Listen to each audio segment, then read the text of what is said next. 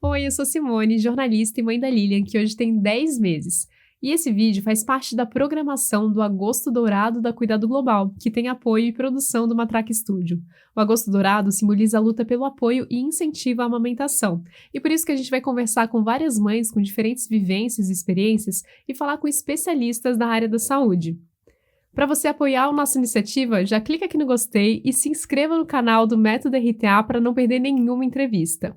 No vídeo de hoje eu vou conversar com a Ana Carine, que é fisioterapeuta dentro da UTI neonatal. Oi, Ana Carine, tudo bem? Bom dia, é um prazer estar aqui com vocês, contribuindo com esse projeto. E vai ser muito bom falar um pouquinho sobre alimentação nesse mês que é propício, dedicado ao aleitamento materno, mas também para ajudar as mães a entender um pouquinho sobre os sinais de esforço que a gente pode identificar durante a respiração, durante a amamentação. Então, quais são esses sinais de alerta e como a gente pode contribuir para que esse aleitamento ele seja mais efetivo possível? Ai, perfeito. E Ana Carine, você é formada em fisioterapia, mas tem especialização, é instrutora do Método RTA também. Então me conta um pouquinho mais sobre essa tua formação, a tua jornada. Pronto, eu sou formada há 12 anos, esse ano eu faço 3 anos de formada. Eu sou cearense, então fiz toda a minha formação aqui, sou especialista em desenvolvimento infantil pela Universidade Federal aqui do Ceará, tenho mestrado em saúde da criança e tenho residência em saúde do binômio mãe-bebê. Então, todo esse complexo materno-fetal, e justamente nessa mesma casa que eu fiz residência, que se chama Maternidade Escola Assis Chateaubriand, que é uma maternidade pública federal de referência, tá? A nível nacional na assistência obstétrica. Eu acho que poucas pessoas sabem, mas o parto humanizado, o parto natural, começou aqui no Ceará, com o Nossa. Dr. Galba de Araújo, tá? Então, nós somos pioneiros, no parto natural. E daí, a minha história com a RTA, ela é muito entrelaçada com a história da maternidade escola, tá. Então toda a minha formação eu fiz durante esses quase 13 anos no método, junto com a minha inserção dentro da assistência humanizada ao recém-nascido de risco, tá. Então, assim, hoje eu trabalho numa unidade neonatal que é referência em alto risco neonatal a nível do Brasil e também já a nível internacional. Tá? Então assim, eu não sei fazer outra coisa, a não ser trabalhar com recém-nascidos, né, então, desde que formei, trabalho com isso, até antes de formar, eu sempre tive essa aptidão, esse encantamento pelo mundo dos bebês, né. Ai, que delícia. E como é que você chegou nesse ponto, assim, de se encantar com a UTI, de querer trabalhar com os bebês? Então, começou logo no primeiro semestre da faculdade. Na primeira aula que eu tive, aqueles eventos de apresentação, né, de inserção do acadêmico, eu conheci uma professora, que se chama Fabiane Elpidio, que ela trabalhava em unidade de terapia intensiva neonatal, e eu ouvi falar sobre esse mundo. E daí já despertou o interesse. Eu fui falar com essa professora e pedi para fazer parte do grupo de estudos que ela tinha, né, um grupo de estudos de pesquisa em neonatologia e pediatria. E aí eu comecei, no primeiro semestre de faculdade, já a participar desse grupo de pesquisas em neonatologia e pediatria. Então a minha trajetória começou já no primeiro semestre da faculdade. E aí as coisas foram avançando, se aprimorando, foi essa mesma professora que me falou sobre o método RTA, e aí mais ou menos faltando uns 3, 4 semestres para poder formar, a gente implementou aqui no Ceará a primeira liga de extensão em pediatria e neonatologia do estado do Ceará, num hospital de referência estadual. E até hoje essa liga, ela funciona, captando estudantes de todas as universidades para atuar no cuidado neonatal. Ai, que Então a minha legal. jornada começou bem antes desses 13 anos de formada, né, então assim, sempre me encantou, sempre me instigou muito. Daí quando eu me formei, automaticamente eu podia fazer o método, né, o meu primeiro curso do Uhum. método RTA, que foi em 2010. E ao longo desses anos, eu fui me aprimorando um pouco mais, fiz a formação do método RTA em neonatologia, pouco tempo depois fiz a formação avançada em pediatria, e em 2018 eu fui admitida como instrutora do método. Que bonita essa sua jornada e conta pra gente mais um pouquinho da rotina, porque eu imagino que deve ser, pesado, assim, trabalhar com UTI neonatal, né, com os bebezinhos que estão ali enfrentando uma fase muito difícil logo no início da vida. Então, como é que é essa rotina lá dentro? Bom, é uma rotina que ao mesmo tempo é uma rotina gostosa, porque você Uhum. está trabalhando com o início da vida, mas esse início da vida ele começa de uma forma muito abrupta, né? Começa de uma forma cheia de agressões, cheia de desafios, né? Então é ao mesmo tempo exaustivo, porque existe uma grande responsabilidade, que é a responsabilidade de cuidar de um filho de alguém, do amor de uma pessoa, né? Então esse é uma das coisas que eu sempre coloco no meu coração, né? De que eu estou cuidando do amor de alguém, né? Então, são mães que geralmente, que vêm muitas vezes de várias tentativas de gestação, tentativas frustradas, de várias perdas gestacionais, são mães que muitas vezes têm risco social envolvido, né? Elas não têm uma rede de apoio, muitas vezes mães solteiras. Como a gente está na capital do estado, nós recebemos praticamente mães do estado inteiro, de todo o interior do estado. Então, a gente tem toda a fragilidade também do nosso sistema de saúde pública, né? Então, geralmente essas mães chegam após várias tentativas em outras maternidades. Infelizmente, o nosso sistema de saúde ele é muito falho, então a gente não tem uma boa quantidade de unidades de terapia intensivas neonatais para receber gestação de alto risco, tá? Então as unidades estão sempre superlotadas, e o que faz com que muitas vezes a gente tenha o que a gente chama de alto risco gestacional.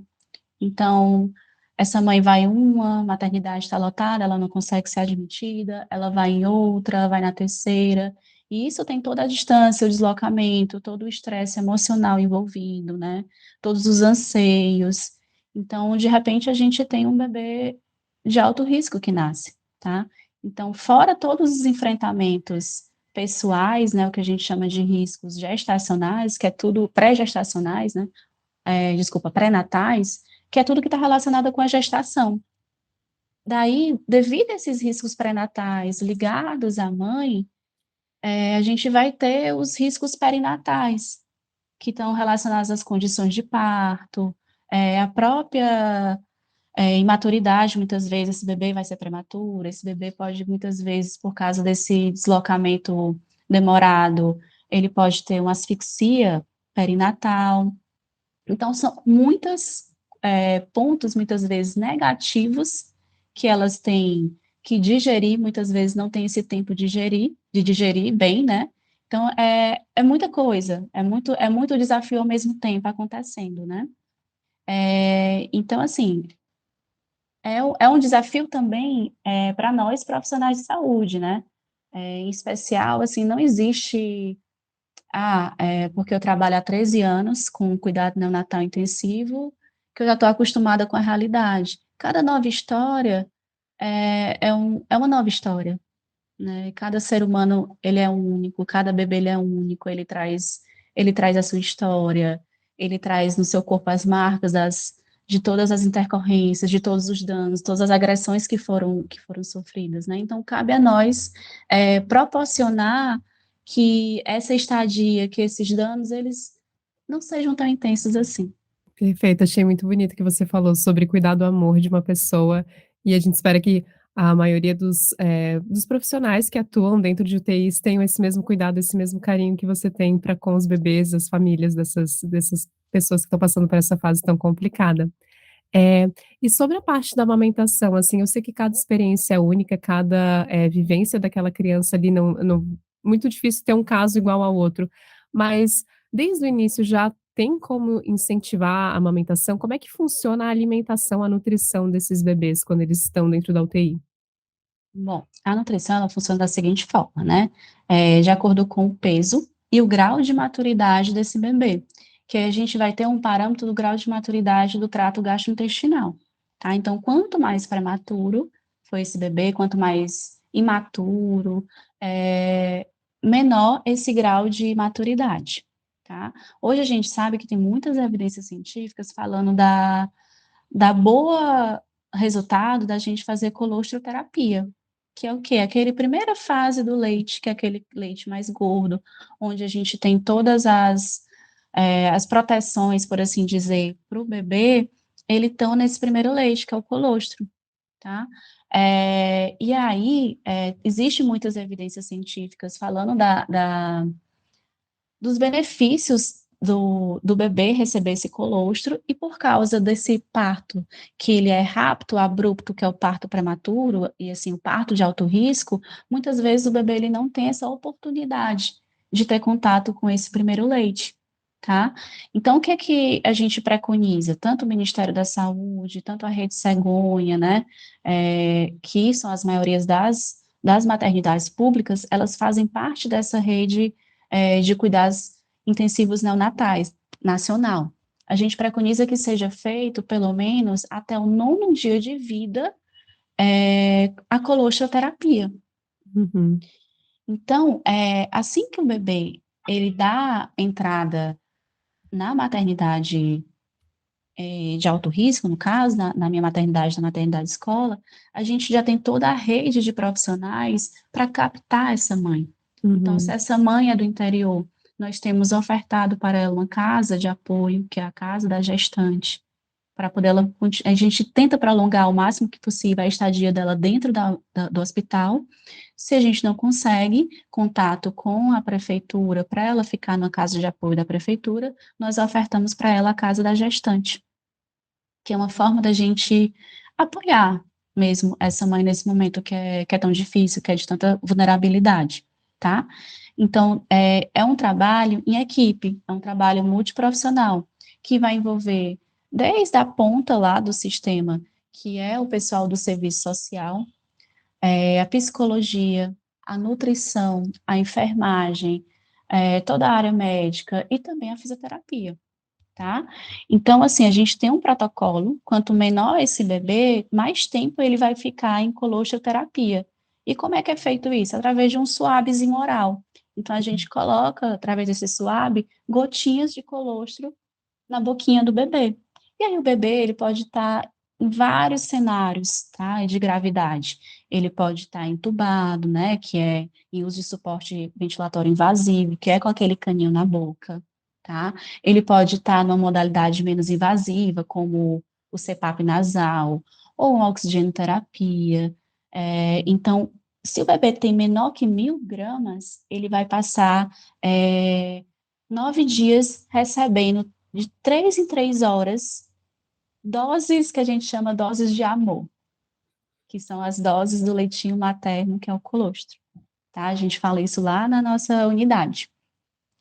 Se o bebê ele tem de 1 até 1.500 gramas, ele vai passar 6 dias também no mesmo protocolo de 3 em 3 horas recebendo essas pequenas gotinhas de amor. E aí, conforme ele tiver mais peso, conforme ele tiver mais maturidade, ele vai passar menos tempo, tá? Então, o protocolo, ele varia de 4 a 9 dias. E não é um protocolo, assim, da maternidade que eu trabalho, é um protocolo preconizado pela Rede Nacional de Cuidados Intensivos Neonatais, que eu acho que todo mundo, se tiver curiosidade, depois pode ir lá no portal de boas práticas, né, que está disponibilizado no site da Fiocruz. Tá? Então, é esse mesmo protocolo que nós utilizamos, né? Que todas as redes que são creditadas pelo portal de boas práticas, a gente utiliza esse mesmo protocolo. E aí, começa assim, começa com a gente colocando essa mãe como centro, como agente participante da cura do seu bebê, tá? Que eu acho que isso é primordial, é muito importante da gente dizer para a mãe que a gente precisa dela, que o bebê dela precisa dela, que nós ali profissionais, nós somos mero coadjuvantes no processo, tá? Então, assim, é ela que, quanto mais ela tiver presente, quanto mais ela ofertar a presença, o amor dela, o leite dela, melhor vai ser pro bebê dela, tá? É. Então, esse processo de captação da mãe começa desde o momento que ela entra.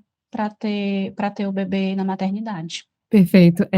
Você falou, né, que a mãe tem que ser essa agente participante e geralmente, quais são as outras tem outras orientações que vocês passam para a mãe, para o pai ou para a rede de apoio que está naquele momento ali com vocês? No momento que ela entra na UTI, a gente vai explicar como é que funciona a UTI, como é que é o Hum. ambiente, como a gente quer garantir a harmonia desse ambiente. Nós temos todo um protocolo de humanização, tá? Então, quando ela entra lá, a primeira coisa que a gente faz é explicar, a gente fala o nosso nome, quem está cuidando, naquele dia, né? Quem vai cuidar? Nós temos uma afeição muito grande pelos profissionais diaristas, né? Então, nós preconizamos que todos os dias o mesmo bebê esteja cuidando daquele, o mesmo, desculpa, o mesmo profissional esteja cuidando daquele bebê, porque isso cria vínculo, passa um senso de segurança, de confiança da mãe para a equipe, que é o que ela precisa, tá? Então, acho isso é primordial, tá? Então, a gente já coloca ela nesse cenário, né? A gente insere ela nesse cenário, e a primeira coisa que a gente pergunta é assim: qual o nome do seu bebê? Hum. Então, a gente faz um desenho, geralmente nós temos alguns artistas lá no hospital, então a gente faz alguns desenhos, como se fossem desenhos que tivesse aqueles quadrinhos de entrada na maternidade de um bebê que nascesse Sim. a termo, saudável. Então, a gente faz um quadrinho assim, tenta simular, para a gente colocar um nome, para que ela chegue lá e ela se sinta à vontade de chamar o bebê dela pelo nome, tá? E também que os profissionais se acostumem a chamar esse bebê pelo nome, tá?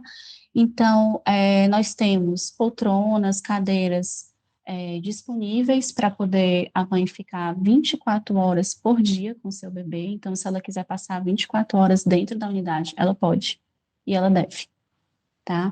Então, isso a gente já deixa também falado para ela, explicado, porque ela pode estar lá o dia inteiro. Ela pode acompanhar todos os procedimentos que ela quiser. E quanto mais tempo ela estiver lá, melhor para o bebê. Então, assim, ao longo desses 13 anos, Simone, eu observo o quê? Que quanto mais presente é a mãe, melhor a evolução desse bebê, tá? Então, assim, faz toda a diferença, Ai, que tá? importante esse trabalho de vocês com esse acolhimento da mãe, da família. Eu, na minha vivência, não tive a situação de UTI, mas a gente ficou uns dias a mais internados, porque a Lilian teve icterícia. E essa rotina do hospital, era quarto compartilhado, é uma entrada e saída de gente muito grande, de vários profissionais, e a gente está vivendo todo um universo novo. Então, esse fluxo de pessoas entrando e saindo dá aquela coisa na cabeça, assim, e tinham algumas profissionais que elas tinham esse tratamento diferente de se apresentar, então, quando entrava uma daquelas pessoas, eu já sentia um conforto maior, assim, de: "Ah, não, aquela ali é a Isabel que vai me ajudar com a amamentação", por Uhum. exemplo. Então é muito importante esse trabalho, assim, como mãe, eu acho que na UTI mesmo, que é um cenário completamente diferente do que eu vivi, eu acho que esse trabalho de vocês é muito especial, muito importante mesmo. E eu acho assim que muda completamente a perspectiva quando você chega e fala, ó, eu sou a fisioterapeuta, eu vou fazer o atendimento do seu bebê. Olha, eu sou Ana Karine, eu sou fisioterapeuta aqui dessa unidade, vou estar todos os dias aqui com você e com seu bebê. E agora ele vai passar por um atendimento para melhorar a respiração, para fazer com que ele evolua melhor, que ele fique bom o mais rápido possível. Então, isso muda completamente o olhar, né? Entender que nós somos responsáveis também por esse processo de cura desse bebê. Voltando um pouco, a gente foi conversando, mas voltando um pouco, depois da colostroterapia, né? Como é que Uhum. acontece, tá?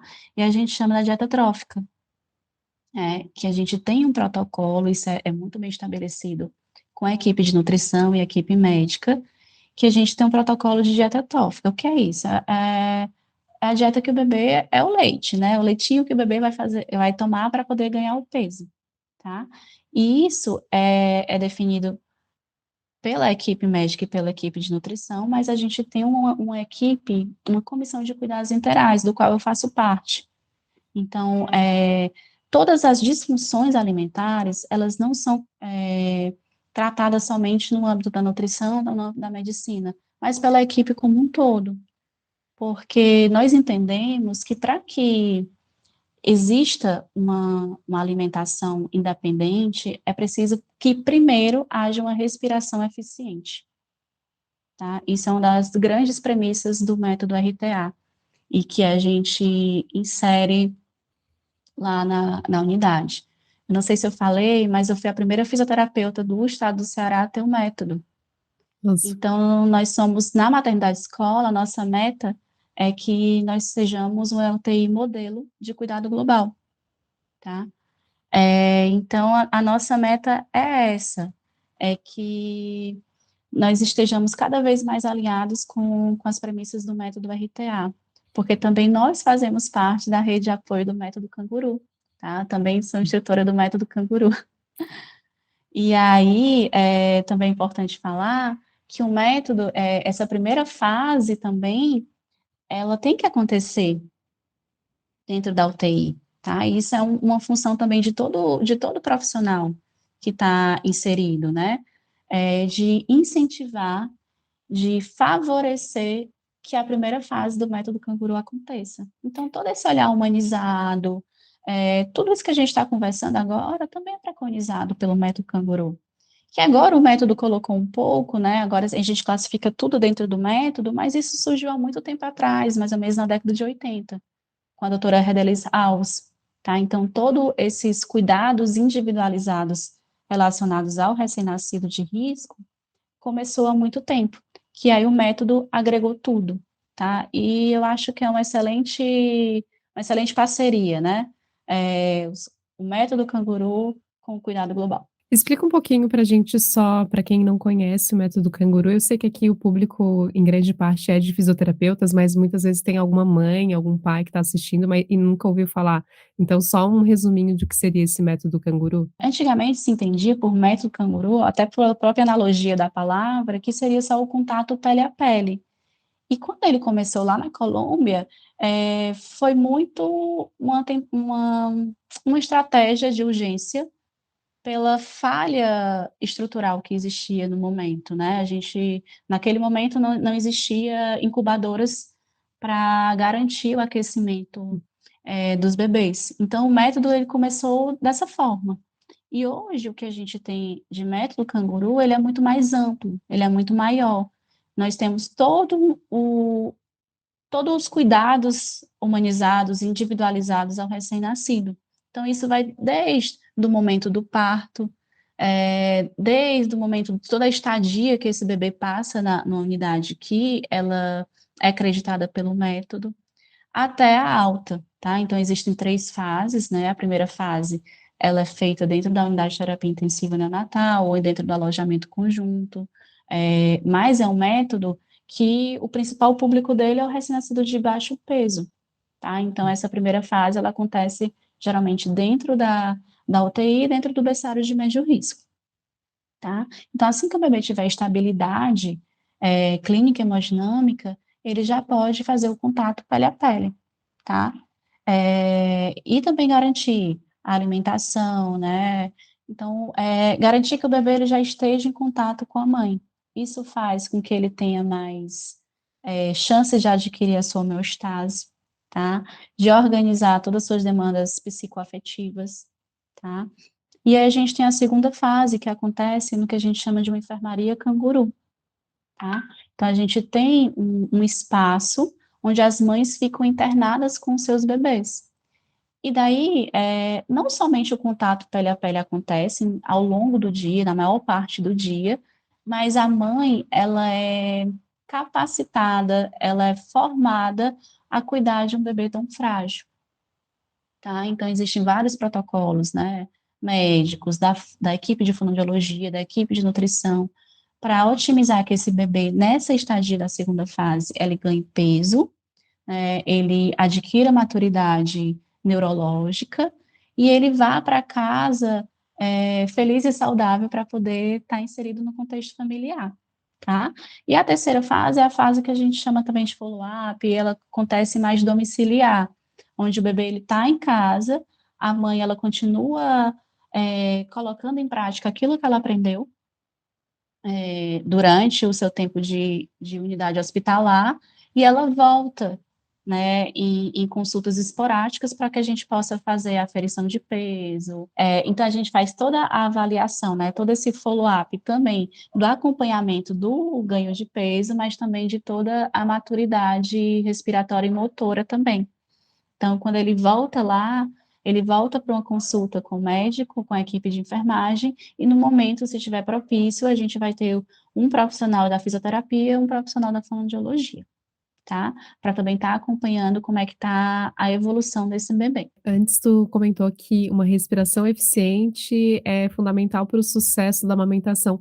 Pode falar um pouquinho mais sobre isso, sobre também os sinais de esforço respiratório, né, que você tinha comentado lá no começo, que são sinais para a gente ficar atenta para entender o não sei, o que está acontecendo ali com aquele bebezinho. Isso são sinais que a própria mãe consegue observar? Então, a gente deve capacitar as mães para que elas consigam identificar. Uhum. Lá no hospital, a gente faz um momento de roda de conversa, onde a gente tem uma aulinha, uma palestrinha para elas, que chama Sinais de Esforço durante a amamentação, tá? Então, a gente explica para ela quais são esses sinais que elas têm que estar atentas, né? Então, é papel do fisioterapeuta garantir que a respiração ela esteja coordenada, que ela esteja integrada com o resto do corpo, para que ela tenha as suas três características básicas, né? Que é o máximo de eficiência, o mínimo de gasto de energia e o mínimo de esforço, tá? Então, quando a equipe entende, primeiro nós, fisioterapeutas, entendemos isso e a equipe entende isso, a gente começa a explicar para as mães que não é normal a criança respirar um pouco mais rápido, que seria a dispneia. Não é normal a criança ficar suada ao longo do dia ou durante a amamentação, ter muitos engasgos, ter muitos episódios de regurgitação. Não é normal ela cair os sinais vitais, a saturação, aumentar a frequência cardíaca, tá? Então, a gente começa a explicar para ela como é que acontece uma respiração que tem esses três primeiros requisitos, tá? E como é que acontece a respiração que não tem esses requisitos, tá? Então, a gente fala para ela, ó, se o seu bebê aumentar o ritmo respiratório durante a mamada ou durante a administração da dieta, você vai chamar a equipe de enfermagem, tá? Se o seu bebê ficar muito suado, se ele não conseguir ter um tempo bom, né, tiver bastante pausas, tiver vários engasgos, regurgitações, e se ele não estiver ganhando, o peso estiver estagnado ou não estiver ganhando peso, isso quer dizer que a homeostase dele está ruim, tá? Que o gasto energético para manter as funções básicas da respiração está alto. Então, se está sendo alto, ele não tem o que a gente chama de coordenação muscular de repouso. Então, cabe a nós, fisioterapeutas, trabalhar para que ele consiga garantir essa coordenação, garantir que essa respiração seja mais eficiente para que a gente possa ter uma progressão de dieta, tá? Quanto mais esforço respiratório esse bebê tiver, ele não vai estar apto para poder ter uma alimentação independente, porque os mesmos músculos que são envolvidos na sucção e da deglutição são os músculos que a gente chama que eles são acessórios da respiração. Então, eles vão estar sendo requisitados naquele momento para a respiração, ao invés de estarem sendo utilizados para garantir a alimentação. E mesmo fora da UTI, uma mãe que, ouviu sobre esses sinais, se ela percebe a questão do suor, da respiração acelerada, qual a orientação? O que que ela pode fazer? Qual profissional que ela deve buscar nesse momento? Em primeiro lugar, comunicar ao pediatra responsável, a observação desses sinais e contactar um fisioterapeuta para iniciar um plano de assistência de terapia respiratória global, de preferência um profissional habilitado com o método RTA, tá? Onde essa visão sobre o corpo, ela é holística, ela é global, então a gente entende que não tem como a gente separar as nossas funções corporais da respiração, né? Nós temos um corpo que respira, né? Não somente pulmões que respiram. tá? Isso é uma das coisas que a professora Mariângela fala bastante e que sempre é importante, não se torna redundante a gente estar repetindo sempre. Maravilha. E voltando para a questão da UTI, qual é a principal dificuldade que você vê, as mães enfrentando, assim, quando elas estão lá dentro, até para manutenção da amamentação? Quais as principais dificuldades que a gente pode identificar? Por incrível que pareça, Simone, as dificuldades, assim, como eu trabalho numa rede pública, né, o nosso risco é muito social, as nossas principais dificuldades são os riscos sociais, né? Geralmente, uma mãe que mora longe, então ela não tem recurso financeiro para estar lá todos os dias. Geralmente são mães que têm vários outros filhos, não tem como estar lá o dia inteiro e cuidar dos outros filhos, porque elas não têm uma rede de apoio que vá garantir com que ela fique lá tranquila. Então, às vezes, quando ela consegue, por exemplo, o dinheiro do deslocamento, né, ela não consegue todos os dias, né, geralmente são mães solteiras, né, então isso dificulta muito o acesso delas à unidade. E hoje nós temos um novo perfil de mães que são cada vez mais mães muito que a gente considera novas para a idade gestacional. Isso é um dos maiores preditores de risco a nível de Brasil, tá? Então, dos maiores índices de prematuridade, por exemplo, de gestação de alto risco, são mães menor que 20 anos de idade. E cada vez mais a gente está vendo, na verdade, mães menor que 15 anos de idade, né? Então, são vítimas de violência, muitas vezes. Nós temos mães adictas. Lá na maternidade, a gente tem um projeto que é para acolhimento e condução correta das mães que são adictas, tá? Então, a gente tem a gente chama de projeto Renda, né? Então, esse projeto faz parte fisioterapia, fonoaudiologia, terapia ocupacional, médico, psiquiatra, psicólogo. Então, tá todo mundo lá para poder ajudar a mãe também inserir, ver se ela nem ver se ela é capaz, mas se ela não for capaz no momento, conduzir ela para um tratamento adequado também para a sua recuperação, mas captar toda a família responsável também para poder cuidar desse bebê, tá? Então, eu vejo que muitas vezes os desafios não são orgânicos, né, da própria condição clínica, das condições de saúde do bebê, mas muitas vezes são as condições sociais que essas mães estão inseridas. Entendi. E imagino em Fortaleza, um dos recursos usados nessa questão social é a casa da gestante, que você tinha comentado. Você sabe se em outras cidades do Brasil existe também uma casa da gestante, algo que siga esse mesmo exemplo? Existe. Dos grandes modelos que a gente tem Brasil afora é o Instituto Sofia Feldman, que foi o instituto que nos inspirou e que nos formou a ter uma casa da gestante. Então, o Sofia Feldman é uma das maternidades modelos completamente filantrópica e que faz verdadeiras maravilhas, né, com o seu público. E existem modelos, assim, existem incentivos do governo federal para que mais casas da gestante sejam é, abertas e também as que existam sejam ampliadas, tá? Para que a gente melhore o nosso manejo, né? Para que a gente melhore o nosso cuidado. E, Ana Karina, como é que é essa preparação dos profissionais, tanto fisioterapeutas quanto das outras áreas da saúde que trabalham dentro da UTI? Existe uma preparação para estimular esse incentivo ao aleitamento materno? Sim, existe, né? A maioria das maternidades que são públicas, né, sejam federais ou estaduais, elas são acreditadas como hospitais amigo da criança. Então, nós obedecemos às normas da IAC, né, que são as normas que norteiam todos os passos do aleitamento materno. Então, todo mês de agosto é o mês dedicado ao incentivo do aleitamento materno.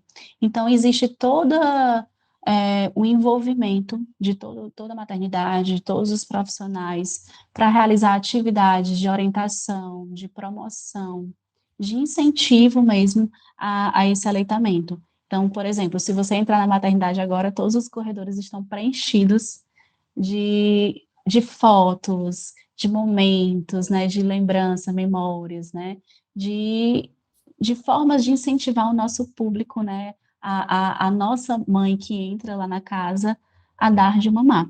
tá? Então, nessa semana que passou agora, nós tivemos uma semana bem intensa, onde a gente faz atividades recreativas, jogos interativos, nós chegamos mais juntos dessas mães para que elas se apropriem do aleitamento, tá? Então, existe todo um preparativo antes, né? 2 meses antes, a gente faz todo o cronograma que vai acontecer durante o mês, e o envolvimento é de todos os profissionais, né? Eu costumo falar desde o banco de leite, nós temos uma referência de um banco de leite humano, tá?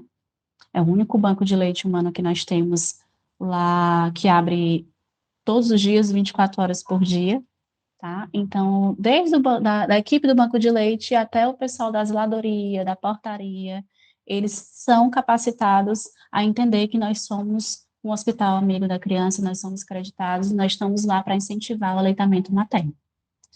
E uma coisa importante da gente falar, que nós no Cuidado Global, nós preconizamos a instalação dessa coordenação alimentar, nós respeitamos a alimentação independente, nós trabalhamos ao favor de que essa alimentação aconteça, né, com a melhor qualidade possível, com o mínimo de esforço, e que a gente garanta que esse bebê ele cresça, amadureça, ganhe peso e vá feliz para a sua família. Perfeito. E agora para a gente já se encaminhar para o final, Ana Carine, qual o recado que você daria, qual a orientação você daria para essas mães que estão enfrentando essa situação da UTI? Qual a mensagem que você tem para elas? Até me emociono. Esperança, né? Eu acho que é isso que eu falo todos os dias para as que estão em contato comigo, é não perder a esperança, né? E esperar com o coração cheio de confiança, cheio de coragem, né? Que confiar na equipe, confiar em Deus em primeiro lugar, né? E que tudo vai dar certo, né? E existe uma força, assim, quanto mais eu trabalho, quanto mais eu estou inserida nesse mundo, existe uma força nesses bebês que nada justifica, é sobrenatural.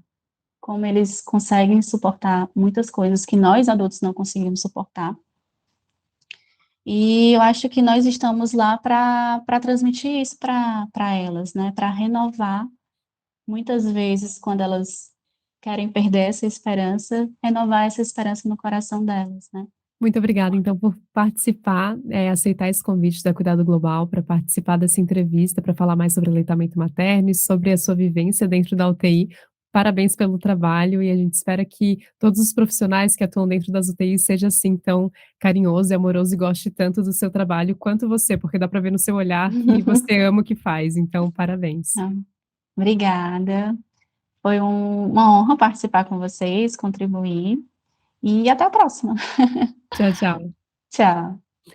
E muito obrigada a você que assistiu esse vídeo até aqui. Lembre de compartilhar com outras pessoas para que a gente espalhe esse assunto que é tão importante. Lembre de se inscrever no canal do Método RTA para não perder nenhuma entrevista e clicar aqui no gostei para mostrar o seu apoio à nossa iniciativa. Até mais!